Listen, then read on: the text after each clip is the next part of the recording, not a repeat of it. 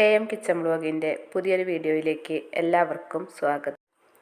ഇന്ന് ഞാൻ വെറൈറ്റി ആയിട്ടൊരു മീൻ ഫ്രൈ ചെയ്യുന്ന വീഡിയോ ആയിട്ടാണ് വന്നിട്ടുള്ളത്.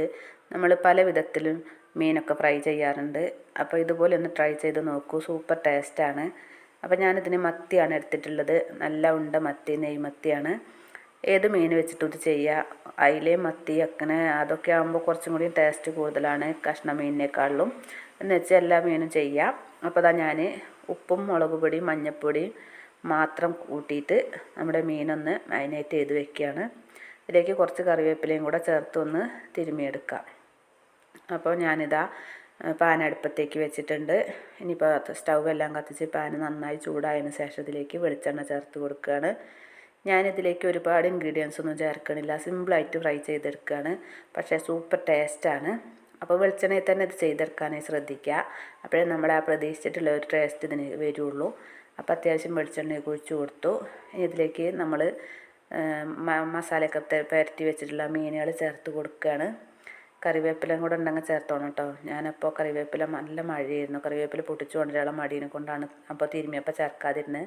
ഇപ്പോൾ ഞാൻ കറിവേപ്പിലയും കൂടെ ചേർത്ത് കൊടുക്കുന്നുണ്ട്. അപ്പോൾ അതാ മീനെല്ലാം കറിവേപ്പിലയും കൂടെ ചേർത്ത് നന്നായി ഒന്ന് തീയൊക്കെ കൂട്ടി കൊടുത്ത് അടച്ച് വെച്ചതൊന്ന് വേവിച്ചെടുക്കുകയാണ്. ഇപ്പോൾ മീനിൻ്റെ ഒരു മുക്കാൽ ഭാഗത്തോളമൊക്കെ വെന്ത് വന്നിട്ടുണ്ട്. അപ്പോൾ ഞാൻ കുറച്ച് പഞ്ഞലും കൂടെ ഉണ്ടായിരുന്നു, അതും കൂടെ ഇതിലേക്ക് ചേർത്ത് കൊടുത്തു. ഇനിയാണ് ഇപ്പോൾ നമ്മുടെ മെയിൻ ഇൻഗ്രീഡിയൻസ് സൂപ്പർ ടേസ്റ്റ് ഉണ്ടാക്കുന്ന ആ ഒരു ഐറ്റം ഇതിലേക്ക് ചേർക്കാൻ പോകുന്നത്. സവാളയും തക്കാളിയും ഇത് ഞാനിതുപോലെ ചെറുതായി ഇങ്ങനെ അരിഞ്ഞെടുത്തത് ഇതിലേക്ക് മുകൾ ഭാഗത്തേക്ക് ചേർത്ത് കൊടുക്കുന്നുണ്ട്. അപ്പോൾ ഇത് വേണമെന്നുണ്ടെങ്കിൽ സവാള കുറച്ച് ചെറുതാക്കി കൊത്തി അരിഞ്ഞിട്ടും ചേർക്കാം. ഞാനിപ്പോൾ ഇത് കാണാനൊരു ഭംഗിയും ഒക്കെ ഇങ്ങനെയാണല്ലോ എന്ന് എഴുതിയിട്ടാണ് ഇതുപോലെ ചേർത്ത് കൊടുത്തത്. അതുപോലെ തക്കാളി 2 മീഡിയം സൈസ് തക്കാളി എടുത്തിട്ടുണ്ട്.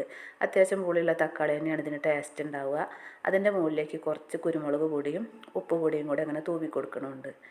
ഇതിങ്ങനെ ചെയ്ത് കഴിഞ്ഞാൽ നമ്മൾ ഈ സവാളയും തക്കാളിയൊക്കെ ആ ഉപ്പും കുരുമുളകും ഒക്കെ പിടിക്കും. അതിനും വേണ്ടിയിട്ടാണ്. നമ്മളത് മസാല വേറെ പുരട്ടിയിട്ടൊന്നുമില്ലല്ലോ. അപ്പോൾ ഇതിലേക്കൊരു ഉപ്പും പുളിയൊക്കെ വേണമല്ലോ. അതുകൊണ്ടാണ് ഇങ്ങനെ ഉപ്പും കുരുമുളക് പൊടിയും ചേർത്ത് കൊടുക്കുന്നത്. ഇനിയിപ്പോൾ നമുക്കിത് അടച്ച് വയ്ക്കാം. ഇനി നമ്മൾ അടച്ച് വയ്ക്കുമ്പോൾ സിമ്മിലിട്ടിട്ട് വേണം അടച്ച് വയ്ക്കാൻ.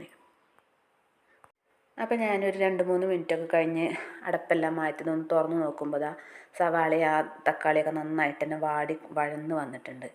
നമ്മൾ ഇനി ഇത് ഒന്ന് മറിച്ചിട്ട് കൊടുക്കണമല്ലോ മീൻ ഫ്രൈ ചെയ്യുമ്പോൾ. അപ്പോൾ ഇത് ഉടഞ്ഞു പോവാതിരിക്കണം. അത് നമ്മുടെ ഈ സവാളയും തക്കാളിയൊക്കെ മീനിൻ്റെ അടിയിലൊക്കെ ഒന്ന് വരികയും വേണം.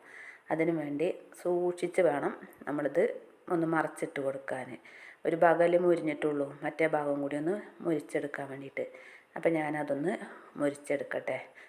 മറ്റേ ഭാഗം കൂടിയൊക്കെ ഒന്ന് മറിച്ചിട്ട് ഇപ്പം ഞാൻ മീനെല്ലാം മറിച്ചിട്ട് കൊടുത്തു. അതിൻ്റെ ആ മസാലയൊക്കെ ഒന്ന് അടിയിൽ മുകളിലൊക്കെ വരുന്ന രീതിയിലാക്കിയെടുത്തു. അങ്ങനെ നമ്മുടെ മീൻ ഫ്രൈ ഇവിടെ റെഡി ആയിട്ടുണ്ട്. ഇന്നത്തെ ഈ വീഡിയോ സിമ്പിളാണ്, എല്ലാവരും ഒന്ന് ട്രൈ ചെയ്ത് നോക്കണം. അപ്പോൾ ഇനി നമുക്ക് പുതിയൊരു വീഡിയോയുമായി അടുത്ത ദിവസം വീണ്ടും കാണാം.